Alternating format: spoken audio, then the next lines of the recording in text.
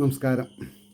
ശ്രീകൃഷ്ണ കഥാമൃതം ഭാഗം 563 563. ഓം ഗം ഗണപതയേ നമ. ഓം സം സരസ്വതേ സ്വാഹ. ഓം ശ്രീ ഗുരുഭ്യോ നമ. ഓം ശ്രീ രംഗനാഥശർമ്മണേ നമ. നാരായണ നാരായണ നാരായണ നാരായണ നാരായണ നാരായണ നാരായണ നാരായണ നാരായണ നാരായണ നാരായണ. ഓം ശ്രീകൃഷ്ണാർപ്പണമസ്തു. ഓം ശ്രീകൃഷ്ണായ പരബ്രഹ്മണേ നമ. ഓം ശ്രീകൃഷ്ണായ പരമാത്മനേ നമ. ഹരേ രാമ രാമ രാമ ഹരേ ഹരേ. ഹരേ കൃഷ്ണ കൃഷ്ണ കൃഷ്ണ ഹരേ ഹരേ. ശ്രീകൃഷ്ണ കഥാമൃതം ഭാഗം 563. ഇന്നലെ എപ്പിസോഡ് അവസാനിപ്പിക്കുമ്പോൾ 53-ാം സർഗം ലീലാകാന്ഡത്തിൽ കാളിയഹൃതത്തിലേക്ക് അതിലെ അവസാനത്തെ ശ്ലോകം, ആ സർഗത്തിൽ 32-ാമത്തെ ശ്ലോകം പറഞ്ഞു നിർത്തുണ്ടായി. കരളുരുകും അനേകം ദുർനിമിത്തങ്ങൾ കണ്ട് മരതകമണിവർണ്ണൻ പോയ കാൽപ്പാടു നോക്കി കരകവിയും മഴൽ പാടാർന്നു കാളിന്തിയാറ്റിൻ കരയിലൊരു വിധം ചെന്നെത്തി ഗോപാലരെല്ലാം. ഒരു എസ് എഴുതാം ഈ ഒരൊറ്റ ശ്ലോകത്തിൽ നിന്ന്. അത്രയും കാര്യങ്ങളുണ്ട് അതിൽ, മനസ്സിലായേ? അപ്പോൾ നമുക്ക് 54-ാം സർഗം തുടങ്ങണം. 1-ാമത്തെ ശ്ലോകം ശ്രദ്ധിച്ചോളൂ. കാളിയൻ ചുറ്റിയ മട്ടിൽ കുഞ്ഞിൻ്റെ ദുരവസ്ഥയും ചോദിക്കവയ്യാത്ത വിധം കിടാങ്ങളുടെ ഭാവവും. കിടാങ്ങളുടെ ഭാവം കണ്ടാൽ ഒന്നും ചോദിക്കാൻ പറ്റില്ല. എന്താ, അവർ മോഹാത്സ്യപ്പെടുന്നു. ഭഗവാനെ കാളിയൻ ചുറ്റിയത് കണ്ടിട്ടുള്ള മനംമടുപ്പ് കാരണം ആരോട് എന്ത് പറയണമെന്ന് അവർക്കറിയില്ല. അപ്പോൾ തക്കതായ ചോദ്യത്തിന് ഉത്തരം കിട്ടാത്തവരോട് ആ സമയത്ത് സംസാരിക്കാൻ പാടില്ല എന്ന് നീതി പറയുന്നുണ്ട്. നീതി അറിയുമ്പോഴല്ലേ ഇതൊക്കെ അറിയേണ്ട ആവശ്യമുള്ളൂ. അതുകൊണ്ടാണ് കാളിയൻ ചുറ്റിയ മട്ടിൽ കുഞ്ഞിൻ്റെ ദുരവസ്ഥയും ചോദിക്കവയ്യാത്ത വിധം കിടാങ്ങളുടെ ഭാവവും. ഒരു മരണ വീട്ടിൽ പോയിട്ട് എങ്ങനെ മരിച്ചെന്ന് ചോദിക്കരുത്. അതാണ് ഈ ചോദിക്കവയ്യാത്ത വിധം. ആ ഒരു 3-ാമത്തെ ലൈൻ. ആസ്പത്രിയിൽ പോയിട്ട് ഇങ്ങനൊരു കേസിലാണ് ഇന്ന ആൾ മരിച്ചതെന്ന് പറയരുത്. പറയാൻ പാടില്ലാത്ത വിധമാണത്. ഇതൊക്കെ അറിയണം. നമ്മളൊരു സോഷ്യൽ അനിമലാണ്. അപ്പോൾ ആ സോഷ്യൽ അനിമലാകുമ്പോൾ സൊസൈറ്റിയിൽ എല്ലാവർക്കും പ്രീതികരമായിട്ടുള്ള കാര്യം നമ്മൾ ചെയ്യാവൂ. ഇതൊരു സോഷ്യൽ സ്റ്റഡീസാണ്. ഇതൊരു എപ്പോഴും പറയാറുണ്ട്, ഭാഗവതം എന്നുള്ളത് ഒരു തത്വശാസ്ത്ര ഗ്രന്ഥമാണ്. വെറുതെ ഒരു പുരാണ ഗ്രന്ഥം എന്ന് പറഞ്ഞ് ഒഴിവാക്കരുത്. ഭക്തി, ജ്ഞാന, വൈരാഗ്യം ഒരാളുടെ എക്സ്ട്രീം അവസ്ഥയാണ്. എന്തൊക്കെയുണ്ടോ അതിലൊന്നും ആസക്തി ഇല്ലാതെ കൊണ്ട് ജീവിക്കുക എന്ന് പറഞ്ഞാൽ കാശ് കൊടുത്താൽ അങ്ങനെ ഒരു പൊസിഷൻ കിട്ടില്ല. അപ്പോൾ ഇതൊരു ശാസ്ത്ര ഗ്രന്ഥമാണ്. അതാണ് നമ്മൾ അറിയാതെ കൊണ്ട് പോയത്. കാർവർണ്ണനെ തന്നെ നോക്കും പൈക്കൂട്ടത്തിൻ കരച്ചിലും കാണാകയാൽ ഉള്ളിലൊട്ടേറെ വൈവശ്യം പൂണ്ട സർവരും. പശുപക്ഷി മൃഗങ്ങളെന്ന് മാത്രമല്ല, അവിടെയുള്ള ഗോപന്മാരൊക്കെ, ഗോപസ്ത്രീകളൊക്കെ ഓടിപ്പോയിട്ടുണ്ട് അവിടേക്ക്.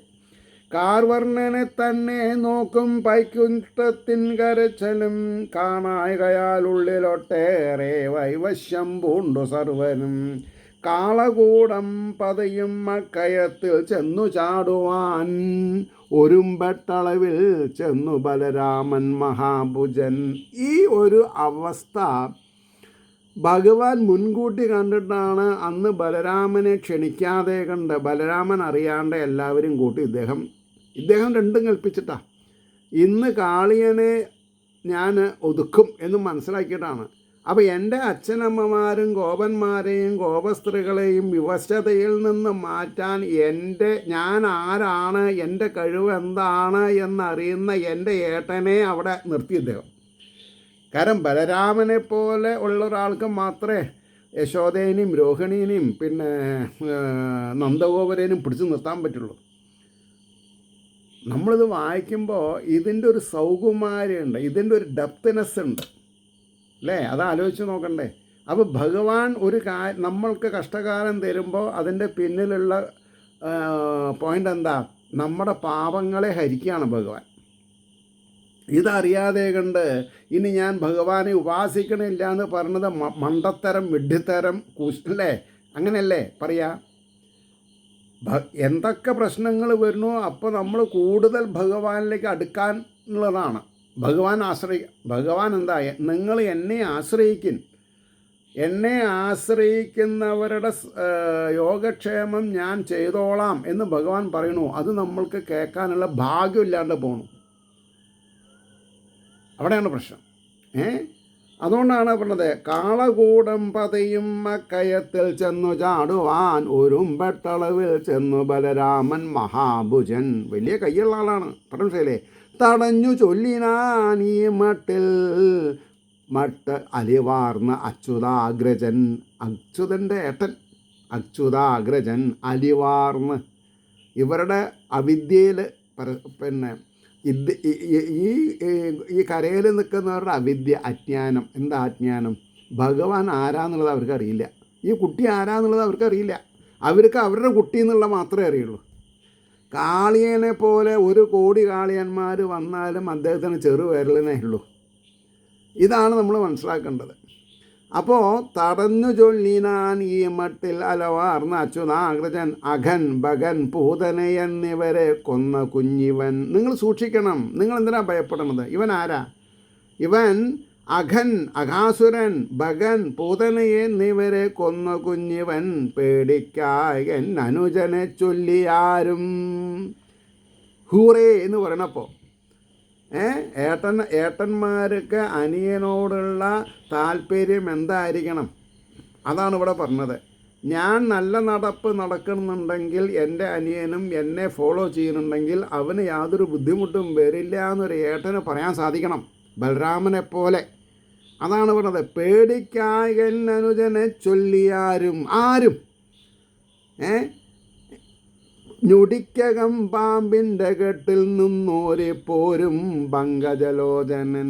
ഒരു ഞൊടിക്കുള്ളിൽ എൻ്റെ അനിയൻ പാമ്പിൻ്റെ ഈ വൈകൃതമായുള്ള ചുറ്റലിൽ നിന്നൊക്കെ ഊരിപ്പോരും.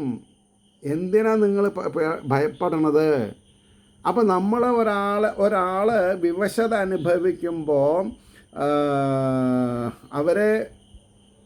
അവരെ സമാശ്വസിപ്പിക്കാൻ നമ്മളെ കൊണ്ട് സാധിക്കണം. ഈ ഞായറാഴ്ച ഒരു സംഭവം ഉണ്ടായി. എന്താ സംഭവം?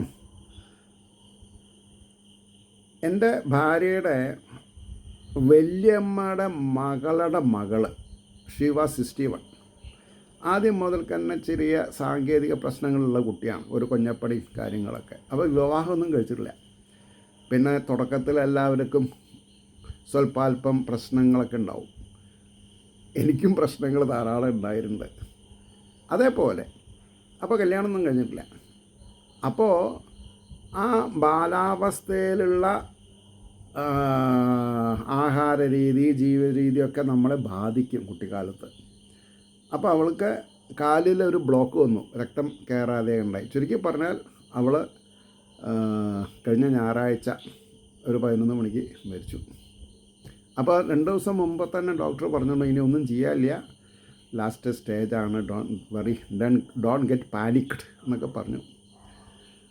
ഞങ്ങളവിടെ ചെന്നു.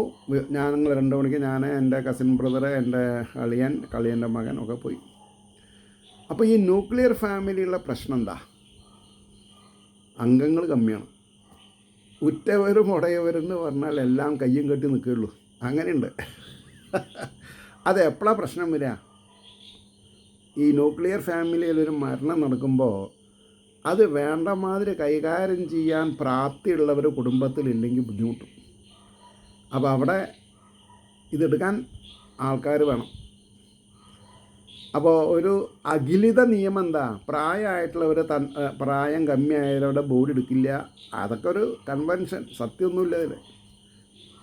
ചുരുക്കി പറഞ്ഞാൽ ഞാൻ ആരെയും തലയും കെട്ടി ഞാൻ ആ പയ്യനോട് പറഞ്ഞു, അവളുടെ സഹോദരൻ എനിക്ക് വേണ്ടപ്പെട്ടവനാണ്, ഞാൻ കുളിക്കാം, ഞാൻ തയ്യാറാണ് പറഞ്ഞു. ഞാൻ എടുത്തു, ബോഡി എടുക്കാൻ സഹായിച്ചു. എന്നെ സംബന്ധിച്ചിടത്തോളം ഈ ഭൗതിക ജീവിതത്തിൽ ഈ ശരീരം ഭൗതികമാണല്ലോ, ആധ്യാത്മികമല്ല. അതിലുള്ള ആത്മാവാണ് ആധ്യാത്മികം. അപ്പോൾ എന്നെ സംബന്ധിച്ചിടത്തോളം ഒരു സമൂഹ ജീവി എന്നുള്ള നിലയ്ക്ക് ഇത്രയും ഉദാത്തമായ ശ്രേഷ്ഠമായൊരു കാര്യം വേറൊന്നുമില്ല. കാരണം ഒരു വിവാഹം കഴിയാത്ത ഒരു കുട്ടി, സ്ത്രീ, അവരുടെ അന്ത്യയാത്രയ്ക്ക് നമുക്കൊരു കൈത്താങ്ങ് കൊടുക്കാൻ സാധിച്ചാൽ അത് ഈ ഭാഗവതം പറഞ്ഞേക്കാൾ വലിയൊരു കാര്യമാണ്. കാരണം ആ കുട്ടിക്ക് ഇനി എനിക്കൊരു സഹായം ചെയ്യാൻ പറ്റില്ലല്ലോ. അതാണ് സഹായം. തിരിച്ചു കിട്ടാത്തതാണ് സഹായം. ഇതാണ് നമ്മൾ ആദ്യം മനസ്സിലാക്കേണ്ടത്. നമ്മൾക്കൊക്കെ ഓരോ നിയോഗങ്ങളുണ്ട്. ഓരോ സ്ഥലത്ത് പോയാലും നമ്മൾ എങ്ങനെ പെരുമാറണം. അപ്പോൾ ചിലവർ തുറച്ചു നോക്കി വേറെ ആരും ഇല്ലേ, വേറെ ആരുണ്ടെങ്കിൽ വരില്ലേ. അപ്പോൾ എന്താ ഞാൻ പറയാൻ കാരണം, ഇവിടെ ബലരാമനെ പോലെ ഒരാളെ ഈ കുഞ്ഞിൻ്റെ എല്ലാ കാര്യങ്ങളും അറിയുന്ന ഒരാളാണ് ബലരാമൻ. വത്സസ്തേയം എന്നുള്ള കഥയിൽ ഭഗവാൻ എൻ്റെ ഏട്ടനെ കൂടി ടെൻഷൻ അടുപ്പിക്കണ്ടെന്ന് പറഞ്ഞിട്ടാണ് അറിയാണ്ടാക്കിയിട്ടുള്ളത്, അല്ലേ? ആലോചിച്ച് നോക്കണ്ടേ കഥകളെ അറിയുമ്പോൾ. അപ്പോൾ ഇവിടെ എന്താ, പേടിക്കായകൻ അനുജനെ ചൊല്ലിയാരും ഞൊടിക്കകം പാമ്പിൻ്റെ കെട്ടിൽ നിന്നൂരിപ്പോരും പങ്കജലോചനൻ. ഇതിനിടയ്ക്ക് വേറൊരു ഇൻസിഡൻ്റ് ഉണ്ടായി. ഞാൻ ഒരു 50 മിനിറ്റ് ഭാഗവതം മൂലം ഒരു എപ്പിസോഡ് പറഞ്ഞു. എന്തോ അറിയില്ല, എൻ്റെ കൈ എവിടേക്കാണ് തട്ടിയതെന്ന് അറിയില്ല. 1.5 മിനിറ്റ് കഴിഞ്ഞപ്പോൾ വീഡിയോ റെക്കോർഡ് നിന്നു. ആലോചിച്ച് നോക്കൂ, 50 മിനിറ്റ് പറഞ്ഞിട്ട് അത് ഞാൻ അന്ന് തന്നെ വേറൊരു എപ്പിസോഡ് ഒരു 30 മിനിറ്റിൽ ഒപ്പിച്ചു. എന്നിട്ട് ഇന്നൊക്കെയുള്ളത് ഞാൻ ഇന്നലെ രാത്രി പറഞ്ഞു. ഇന്ന് ഞാൻ 1 മണിക്കൂറിൽ മീതം, അതായത് 6-ാം അധ്യായം മാഹാത്മ്യം കഴിയാൻ വേണ്ടിയിട്ട് കാലത്തൊരു പിടിപിടിച്ചു. അത് തീർത്തു ഞാൻ. ഇപ്പം ഞാൻ അപ്ലോഡ് ചെയ്തിട്ടുണ്ട്. അപ്പോൾ ഇന്ന് 2 എപ്പിസോഡ് കിട്ടും. ഏത് ഭാഗവതം മൂലം. ഇതൊക്കെ നിയന്ത്രിക്കണ ഞാനല്ല, ഇതൊക്കെ നിയന്ത്രിക്കണ ഭഗവാനാണ്.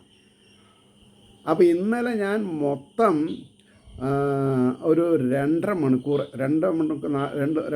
40 മിനിറ്റും സംസാരിച്ചിട്ടുണ്ട്. മനസ്സിലായില്ലേ? അപ്പോൾ ഇതിൽ നിന്ന് കിട്ടുന്നൊരു ഊർജ്ജമുണ്ട്. അത് ഇത്രയാണെന്ന് എനിക്ക് പറയാൻ പറ്റില്ല. മനസ്സിലായില്ലേ? എന്തോട്ടെ. അപ്പോൾ ഇവിടെ പറഞ്ഞു, പാമ്പിൻ്റെ കെട്ടിൽ നിന്നൂരി പോരും പങ്കജലോചനൻ ഗോപീജനങ്ങൾ തന്നോമൽ പ്രിയനാം കോമളാംഗനെ. ഗോപീജനങ്ങൾ തന്നോമൽ പ്രിയനാം കോമളാംഗനെ അനന്ത കല്യാണ ഗുണാകരനാം മണിവർണ്ണനെ. അപ്പം ആരുടെ കൃഷ്ണൻ എന്നാണ് പറഞ്ഞത്? എൻ്റെ നിങ്ങളുടെ അല്ല, ഗോപസ്ത്രീകളുടെ. തന്നോമൽ പ്രിയനാം, ഓരോ ഗോപികുമാരെന്താ പറഞ്ഞത്? ഈ കുട്ടി എൻ്റെ ഓമൽ പ്രിയനാം, തന്നോമൽ പ്രിയനാം കോമളാംഗനെ അനന്ത കല്യാണ ഗുണകാരണാം മണിവർണ്ണനെ ആവിധം കണ്ടുമാഴി തൻ മൃദുരസ്മിത ഭംഗിയും നോക്കും മധുരമാം വാക്കും ഓർത്ത് വിശ്വം മുഴുക്കയും ശരശ്ചന്ദ്രാനനൻ നന്ദകുമാരൻ കൃഷ്ണൻ എന്നിയേ കേവലം ശൂന്യമായി കണ്ടു മോഹാലസ്യമിയെന്നു പോയി. കൃഷ്ണൻ്റെ അഭാവം, ഇവരുടെ ഇടയിൽ കൃഷ്ണൻ്റെ അഭാവം ഇവർക്ക് ഫീൽ ചെയ്തു. കൃഷ്ണൻ ഇപ്പോൾ കാളന്തിയിൽ മല്ലിടുകയാണ് അവരുടെ കണ്ണിൽ. അപ്പോൾ അവരൊക്കെ വിവശത്വം വന്നു എന്ന് പറഞ്ഞാൽ എന്താ അർത്ഥം? ഈ ബാലാഗ്രശതഭാഗസ്യ വിസ്തരസ്യ ഏകോ ജീവ തൻ്റെ ഹൃദയപത്മത്തിൽ നിന്ന് ഇറങ്ങിപ്പോയതായിട്ട് അവർക്ക് ഫീൽ ചെയ്തു. ജസ്റ്റ് ഇമാജിൻ അവരുടെ ഒരു മാനസികാവസ്ഥ. 3 ശ്ലോകങ്ങളിലാണ് അവരെ പറ്റി വർണ്ണിക്കുന്നത്, അല്ലേ? അവരുടെ വ്യവശത. ഗോപീജനങ്ങൾ തന്നോമൽ പ്രിയനാം കോമളാംഗനെ അനന്ത കല്യാണ ഗുണാകരനാം മണിവർണ്ണനെ ആവിധം കണ്ടുമാഴി തൻ മൃദുലസ്മിത ഭംഗിയും നോക്കും മധുരമാം വാക്കും ഓർത്ത് വിശ്വം മുഴുക്കയും ശരശ്ചന്ദ്രാനനൻ നന്ദകുമാരൻ കൃഷ്ണൻ എന്നിയേ. ഈ ലോകത്ത് കൃഷ്ണനില്ലെങ്കിൽ എന്ത് ചെയ്യുന്ന ചോദിച്ചത്? ഈ ലോകത്ത് പൂർണ്ണചന്ദ്രൻ ഉദിച്ചിട്ടില്ലെങ്കിൽ എന്ത് ചെയ്യും? എങ്ങനെയാണ് ഈ ഫോട്ടോസിന്തസിസ് നടക്കുക? എങ്ങനെയാണ് നമുക്ക് ഓക്സിജൻ കിട്ടുക? ഇതാണിത് ശാസ്ത്രഗ്രന്ഥം എന്ന് പറയുന്നത്. അപ്പോൾ ഇതിൻ്റെ ഡെപ്ത് മനസ്സിലാക്കാനുള്ള ഒരു വിശകലന ബുദ്ധി നമുക്കുണ്ടാവണം ഇതൊക്കെ മനസ്സിലാക്കുമ്പോൾ. അപ്പോൾ ശരശ്ചന്ദ്രാനനൻ നന്ദകുമാരൻ കൃഷ്ണൻ എന്നിയേ കേവലം ശൂന്യമായി കണ്ടു മോഹാലസ്യമിയെന്നു പോയി. ആ ഗോപസ്ത്രീകൾക്ക് നമസ്കാരം, അത്രയേ ഉള്ളൂ. കാരണം അവരുടെ ഭക്തി നമുക്കുണ്ടാവണം, ഗോപസ്ത്രീകളുടെ ഭക്തി നമുക്കുണ്ടാവണം. ആ മട്ടിലത്രയും ഗോപി ഗോപന്മാരും പശുക്കളും തന്നെ ഓർത്ത് ഉരുകി തന്നെ വാഴ്വതായി കണ്ടു കോമളൻ. എല്ലാവരുടെ ഹൃദയകമലത്തിലിരിക്കുമ്പോൾ ഓരോരുത്തരുടെയും മാനസികാവസ്ഥ ഭഗവാനെ പോലെ ആർക്കും മനസ്സിലാക്കാൻ പറ്റില്ല. ഇപ്പോൾ ഞാൻ പറഞ്ഞതന്നെ പറയാണ്, ഞാൻ എപ്പോഴും പറയുന്നൊരു വാക്കുണ്ട്, ഒരു കട്ടിലിൽ കിടക്കുന്ന ഭാര്യ ഭർത്താവിൻ്റെ മനസ്സിൽ എന്താണെന്നുള്ളത് ഒരാൾക്കും പറയാൻ പറ്റില്ല. വെറുതെ പൊങ്ങച്ചടിച്ച് കൂടെ എനിക്ക് എന്നെ അറിയാം, നമുക്ക് എന്നെ അറിയാം. Nothing like that. അപ്പോൾ ഈശ്വരനെ അറിയും എന്ന് പറഞ്ഞാൽ തന്നെ അബദ്ധ. ഈശ്വരനെ അറിയാൻ ശ്രമിച്ചു കൊണ്ടിരിക്കുകയാണെന്നേ പറയാവൂ. അത് പൂർണ്ണത പ്രാപിക്കണില്ല. പൂർണ്ണത പ്രാപിച്ചാൽ അതിൻ്റെ അർത്ഥം ഭഗവാനിൽ ലയിച്ചു കഴിഞ്ഞു. പിന്നെ ജനനവി മരണം ഇല്ലാത്ത അതിപ്പോൾ നമുക്കറിയില്ലല്ലോ. അതുകൊണ്ടാണ് പറഞ്ഞത്, തെല്ല് പോലും അമാന്തിക്കൽ അഴലാർന്നവരെ വരും കയത്തിൽ ചാടുമെന്നോർത്തു കമലായതലോചനൻ. ഇപ്പോൾ ഒരു ബലഭദ്രന് എത്ര ആളെ പിടിക്കാൻ പറ്റും? അപ്പോൾ അവിടെയുള്ള ഗോപസ്ത്രീകൾക്കും ഗോക്കളും ഗോപകുമാരന്മാരും എല്ലാവരും ഭഗവാന്റെ അവസ്ഥയിൽ ദുഃഖിതരാണ്. അപ്പോൾ അവരെല്ലാവരും കയത്തിലേക്ക് എടുത്ത് ചാടി എന്ത് ചെയ്യാൻ പറ്റും? ആ മട്ടിലത്രയും ഗോപി ഗോപന്മാരും പശുക്കളും തന്നെ ഓർത്ത് ഉരുകി തന്നെ വാഴ്വതായി കണ്ടു കോമളൻ തെല്ലുപോലും അമാന്തിക്കിൽ. ഇനി അമാന്തിക്കാൻ പാടില്ല. അപ്പോൾ ഇവിടെ ഈ ശ്ലോകം എന്തിനോട് കൂട്ടിപ്പിടിക്കണം എന്നാണ് പറഞ്ഞത്? 4-ാമത്തെ ശ്ലോകം. അതായത് ഇത് 9-ാമത്തെ ശ്ലോകം ഇപ്പോൾ നമ്മൾ പറഞ്ഞത്. അപ്പോൾ ഇവിടെ ആ മട്ടിൽ അത്രയും 10-ാമത്തെ ശ്ലോകത്തിൽ തെല്ല് പോലും മമാന്തിക്കിൽ. അതാണ് ഭഗവാൻ ബലരാമൻ പറഞ്ഞത്. എന്താണ്? പെട്ടെന്ന് തടഞ്ഞു ചൊല്ലിനാൻ ഈ മട്ടിൽ അലിവാർന്ന അച്യുതാഗ്രജൻ അഘൻ ഭഗൻ പൂതനയൻ നിവരെ കൊന്ന കുഞ്ഞിവൻ പേടിക്കായൻ അനുജനെ ചൊല്ലിയാരും ഞൊടിക്കകം പാമ്പിൻ്റെ കെട്ടിൽ നിന്നൂരിപ്പോരും പങ്കജലോചനൻ. അപ്പോൾ ഏട്ടൻ്റെ മാനസികാവസ്ഥ സത്യമാക്കും വേണം. ഭഗവാന് വലിയ ഉത്തരവാദിത്തമാണ്. ആരൊക്കെ ഈ ഭൂമണ്ഡലത്തിലെ ഏതേത് കോണിലിരുന്നിട്ട് ഭഗവാന്റെ മഹിമ പറയണു അവരേനൊക്കെ നോക്കണം ഭഗവാന്. അതുകൊണ്ടാണ് തെല്ലുപോലും മമാന്തിക്കിൽ അഴലാർന്നവരെ വരും കയത്തിൽ ചാടുമെന്നോർത്തു കമലായതലോചനൻ. ഖലൻ്റെ കുറ്റം കാണിപ്പാൻ മാത്രം വിഷേകബാലകൻ. ഖലൻ തെറ്റ് ചെയ്യുന്നവരുടെ കുറ്റം മാത്രമേ ചൂണ്ടിക്കാണിക്കുള്ളൂ, തെറ്റ് ചെയ്യാത്തവരെ കാണിക്കില്ല. ഒട്ടുനേരമനങ്ങാതെ കുടുക്കിൽപ്പെട്ട മാതിരി കിടന്നു കെട്ടിൽ നിന്നൂരി ഉടൻ പൊങ്ങി അഘാന്തകൻ. അത് ഭയങ്കര ഒരു ഈ അണിമാതി സിദ്ധികളിൽ ശരീരം ചെറുതാക്കുക, ശരീരം വലുതാക്കുക. ഇതിവിടെ എന്താ ചെയ്തത്? കാളിയൻ ശരീരത്തിൽ ചുറ്റിയിട്ടുണ്ടല്ലോ. അപ്പോൾ ഇദ്ദേഹം ശരീരത്തിൽ ഒന്നാട് ചുരുക്കി, വിവശത കൊണ്ട് എന്ന് വേണമെങ്കിൽ പറയാം. ഖലൻ്റെ കുറ്റം കാണിപ്പാൻ മാത്രം വിഷയകപാലവൻ ഒട്ടുനേരം കുറച്ച് നേരം അനങ്ങാതെ കുടുക്കിൽപ്പെട്ട മാതിരി കിടന്നു. അപ്പോൾ പാമ്പെന്ത് ചെയ്തു? ഇവനെ ഞാൻ വശത്താക്കി, ഇനി ഞാൻ ഞെക്കേണ്ട ആവശ്യമില്ല പറഞ്ഞിട്ട് ശ്വാസം ഒന്ന് വിട്ടു. ആ വിടനോട് കൂടിയിട്ട് ഭഗവാൻ ഊരിപ്പോന്നു. ഇതൊക്കെ നമ്മൾക്ക് കുറച്ച് നമ്മൾക്കൊരു ജീവിതാനുഭവം കൂടി ഉണ്ടാവണം. ഹനുമാൻ ലങ്കയിൽ പോയിട്ട് എന്താ ചെയ്തത്? മേഘനാഥൻ്റെ അതായത് ഇന്ദ്രജിത്തിൻ്റെ ബ്രഹ്മാസ്ത്രത്തിനെ വണങ്ങിക്കിടന്നു. അപ്പോൾ ബ്രഹ്മാസ്ത്രം ചെയ്തത് ആരാ? പിന്നെ ഇന്ദ്രജിത്താണ്. ഇവൻ മോഹാത്സ്യപ്പെട്ടു എന്ന് കണ്ടപ്പോൾ ബാക്കിയുള്ളവരെന്ത് ചെയ്തു? കയറെടുത്ത് കെട്ടി. അപ്പോൾ ബ്രഹ്മാസ്ത്രം പിൻവലിഞ്ഞു. എന്നെ വിശ്വാസിക്കുക, ബ്രഹ്മാസ്ത്രത്തിനൊരു ഒരു തനിമയുണ്ട്. ബ്രഹ്മാസ്ത്രത്തിൽ ഇദ്ദേഹം ബഹുമാനിച്ചിട്ട് നാരായണ നാരായണ പറഞ്ഞാൽ കിടക്കണം, രാമരാമ പറഞ്ഞാൽ കിടക്കുന്നത്. അപ്പോൾ ഇദ്ദേഹത്തിന് നടന്നു പോകേണ്ട ആവശ്യമില്ല, ഇവരെടുത്ത് കൊണ്ടുപോയിക്കോളും. ആരെ? രാവണൻ്റെ പട്ടാളക്കാരെ ഹനുമാനെ പല്ലക്കലെടുക്കണം, കൊടുത്തിട്ട് പൊട്ടോയിക്കോളും, വീഴുന്ന് പോയിരിക്കണ്ട, കെട്ടിയിട്ടുണ്ട്. അപ്പോൾ ഇതൊക്കെ പെട്ടെന്ന് ഓർമ്മ വരണം. അപ്പോൾ പിന്നത്തെ കാര്യം നിങ്ങൾക്കറിയാം, രാവണൻ്റെ ഒപ്പം ഇരിക്കാൻ വേണ്ടിയിട്ട് വാലുകൊണ്ട് സിംഹാസനം ഉണ്ടാക്കിയിരുന്നു. രേ രേ രാവണ എന്നൊക്കെ ചോദിച്ചു പറഞ്ഞു എന്നൊക്കെ കഥ അറിയാം എല്ലാവർക്കും. അതാണ് കിടന്ന കേട്ടിൽ നിന്നൂരിയുടൻ പൊങ്ങി അഗാന്ധകൻ, അകനെ വധിച്ചവൻ, തെറ്റിന്നു തക്കതാം ശിക്ഷയേകാനോർത്തു കൃപാനിധി. അവരവരുടെ തെറ്റിന് അപ്പളയ്ക്കപ്പളെ, ഇപ്പോഴത്തെ ദൈവം അപ്പളയ്ക്കപ്പളെ എന്ന് പറയും നമ്മൾ. തെറ്റിന്നു തക്കതാം ശിക്ഷ ഏകാനോർത്തു കൃപാനിധി. പൂമൈ വീർപ്പിച്ചു. അണിമാതി സ്ത്രീകൾ ശരീരം വലുതാക്കി കനപ്പിച്ചു. തൻ ദേഹം വേദനിച്ച ഫണീശ്വരൻ ഫണങ്ങളാലൊക്കെയും പൊക്കി അതികോപിഷ്ടനായുടൻ. തൻ്റെ ഫണങ്ങളെ കൊണ്ട് കൊത്തിയിട്ടും കടിച്ചിട്ടും ഇയാളേനെ അങ്ങോട്ട് വെള്ളത്തിന് മേൽഭാഗത്തേക്ക് എത്തിച്ചു. ഫണങ്ങളൊക്കെയും പൊക്കി അതികോപിഷ്ടനായുടൻ തീജ്വാല ചിതറും വട്ടക്കൺകളാൽ അളിവർണ്ണനെ കരിനാവുകളും നീട്ടിയെങ്ങും നോക്കി ഭയങ്കരൻ. കാർവർണ്ണൻ കാളിയപ്പാമ്പിനരികിൽ ചുറ്റുപാടിലും തങ്കത്തള അണി തൃക്കാലിട്ടടിച്ചു ബലാനുജൻ.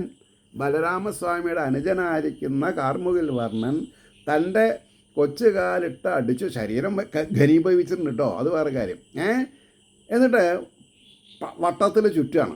അപ്പോൾ ഇത്രയും ശരീരത്തോടു കൂടിയിട്ട് കാളിയന് വട്ടത്തിൽ ചുറ്റാൻ പറ്റില്ല. ഭഗവാൻ എല്ലാം കൂടിയിട്ട് ഇല്ലേ ഒരു 2.5 അടി 3 അടി അത്ര ആയിട്ടുള്ളൂ ആ സമയത്ത്. 6 വയസ്സ് 7 വയസ്സ് ആവണേ ഉള്ളൂ. അപ്പോൾ തീജ്വാല ചിതറും വട്ടക്കൺകളാൽ അളിവർണ്ണനെ കരിനാവുകളും നീട്ടിയെങ്ങും നോക്കി ഭയങ്കരൻ. കാർവർണ്ണൻ കാളിയപ്പാമ്പിനരികിൽ ചുറ്റുപാടിലും തങ്കത്തള അണി തൃക്കാലിട്ടടിച്ചു ബലാനുജൻ. നീന്തിക്കളിച്ച ആ മൂർഖൻ്റെ മൂക്കിലും ചുടുകണ്ണിലും തീർത്ഥം തേവിത്തെറിപ്പിച്ചു. മൂക്കിലും ചുടുകണ്ണിലും തീർത്ഥം, അതായത് ഈ വെള്ളം തേവിത്തെറിപ്പിച്ചുകൊണ്ടു കാരുണ്യവാരിധി. വിളയാടി വിഹംഗേന്ദ്രൻ പാമ്പ് ഈ നാഗങ്ങളിലെ കേവലായിട്ടുള്ള അവൻ. വിണ്ണിലെന്നതുമാതിരി അല്ല, ഈ വിഹംഗേന്ദ്രൻ എന്ന് പറഞ്ഞാൽ പിന്നെ എന്താണ് പറയുക, ഗരുഡൻ എന്നർത്ഥം പറയണം. അപ്പോൾ ആകാശത്ത് ഗരുഡൻ പറക്കുന്ന പോലെ കൃഷ്ണൻ വെള്ളത്തിൽ വിളയാടി. വിണ്ണിലെന്നതുമാതിരി കടിപ്പാൻ കശ്മലൻ നീണ്ട കഴുത്താട്ടിയും അങ്ങനെ 4 പ്രമാണം പൊങ്ങിച്ചു വിരുത്തിയ ഫണങ്ങളിൽ. 4 പ്രമാണം, 4 ഉൾക്കൊള്ളുന്നതായ അത്രയും.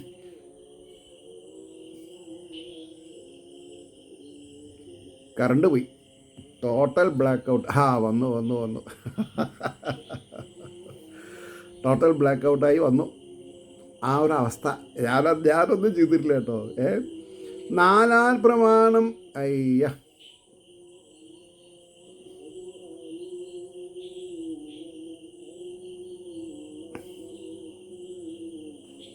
രണ്ട് ശ്ലോകം കൂടിയും പറഞ്ഞ് നിർത്താം. ഇതിപ്പോൾ എവിടെ പോയിട്ട് നിൽക്കുന്ന അറിയില്ല എനിക്ക്. 4 പ്രമാണം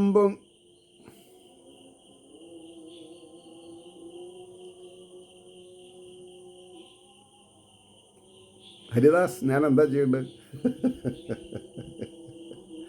പൂലെന്ന് വിചാരിക്കാം. 4 പ്രമാണം പൊങ്ങിച്ചു വിരുത്തിയ ഫണങ്ങളിൽ വെള്ളത്തിനടിയിൽ കൂടി ഊളിയിട്ടുണ്ണി വന്നുടൻ. കുട്ടി വെള്ളത്തുകൂടെ ഊളിയിട്ട് വന്നുടൻ പെട്ടെന്നു തൻ കഴുത്തൊട്ടു തൃക്കൈയാൽ താഴ്ത്തി നിർഭയൻ. ഫണങ്ങളെ ഒരു ഫണത്തിനങ്ങോട്ട് താഴ്ത്തി കൈകളാൽ. പെട്ടെന്നു തൻ കഴുത്തൊട്ടു തൃക്കൈയാൽ താഴ്ത്തി നിർഭയൻ. എൻ്റെ കന്നഡ മാത്രം നിങ്ങൾക്ക് താഴ്ത്തി നിർഭയൻ കുതിച്ചു കയറി മൂർധാവിൽ കുതൂഹലമിയെന്നവൻ. നൃത്തം തുടങ്ങി രത്നങ്ങൾ തുടുപ്പേറും ഫണങ്ങളിൽ പൊൻചിലമ്പും.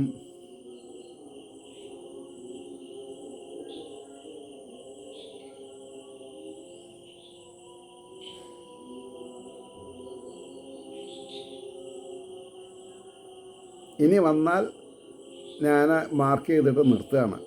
ഏവർക്കും ശ്രീഹരിയുടെ അനുഗ്രഹാശസ്സുകൾ നിർലോഭം ഉണ്ടാവട്ടെ എന്ന് പ്രാർത്ഥിച്ചുകൊണ്ട് ഞാൻ തൽക്കാലം നിർത്തുന്നു.